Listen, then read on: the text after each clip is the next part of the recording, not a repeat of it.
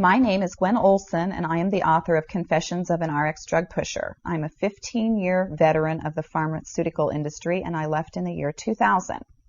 And what I would like to do today is I would like to dispel the myth that the pharmaceutical industry is in the business of health and healing. Because in fact, what the pharmaceutical industry is in the business of doing is disease maintenance and symptoms management. They are not in the business to cure cancer, to cure Alzheimer's, to cure heart disease, because if they were, they would be in the business of putting themselves out of business, and that in fact doesn't make sense. I don't want people thinking that I am a conspiracy theorist, because in fact, there is no theory behind what I'm telling you. It's all provable. And what I'm saying is provable is that the pharmaceutical industry doesn't want to cure people. You need to understand, specifically when we're talking about psychiatric drugs in particular, that these are drugs that encourage people to remain customers of the pharmaceutical industry. In fact, you will be told if you're given a drug such as an anxiolytic or an antidepressant or an antipsychotic drug that you may be on the drug for the rest of your life. And very frequently people find that they are on the drugs for a very long period of time, if not permanently, because they're almost impossible to get off of. Some of them can have very serious withdrawal symptoms, and most of them can have extremely serious withdrawal symptoms if they're stopped cold turkey, but some people even experience withdrawal symptoms when they try to titrate or they try to eliminate the drug little by little, day after day.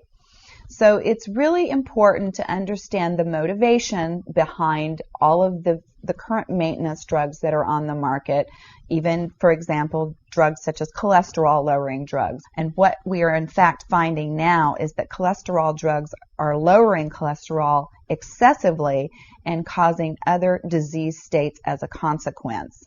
So you need to be careful about trying to take drugs in order to remain healthy, because you're never going to have anyone come to you and tell you that the drugs are always tried against a placebo in clinical trials. What a placebo is a sugar pill.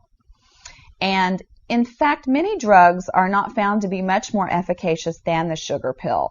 And in a case in point actually is the recent clinical trials that were released in the meta-analysis that came out of the UK on antidepressants, on the newer SSRI, selective serotonin reuptake inhibitor antidepressants. And what was found was the information that activists and other researchers have known for decades, was that antidepressants are no more effective than placebo, no more effective than sugar pills.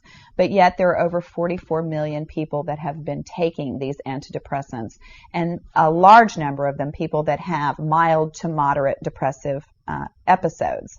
In fact, they prove that the antidepressants were not effective in anyone with the exception of some of the most severely depressed patients.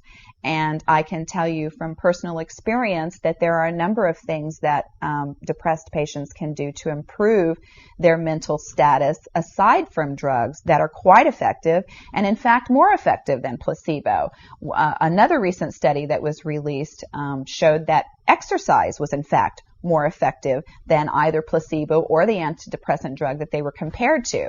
But just like Bill Maher said in his show, you know, we're never going to hear any ads on television that are sponsored by anybody saying, you know, the New England Journal just announced that exercise is twice as effective as antidepressants in curing depression. Ask your doctor if getting your butt off the couch is right for you. You know, you're never going to get that kind of good information, fair, balanced information, as long as Pharma is funding the major TV stations, the advertising that supports those television stations, the major journals, and all of the advertising that supports the major journals. You just have to be commonsensical people and understand that the pharmaceutical industry makes 5 to 6 times the amount of money as any of the other Fortune 500 companies in the United States of America. They are not going to easily or readily give up that income. And we are, in fact, considered a human commodity. Our loved ones, our children, our elderly are considered cash cows that are preyed upon by pharmaceutical reps such as myself, who are encouraged to go in and build market shares without thinking about the consequences to patients, without knowing the misinformation that they are distributing, without being aware that the clinical data has been contrived, or that the patient populations have been cherry-picked, or that the side effects have been minimized and reported in such a manner that it doesn't present the information correctly.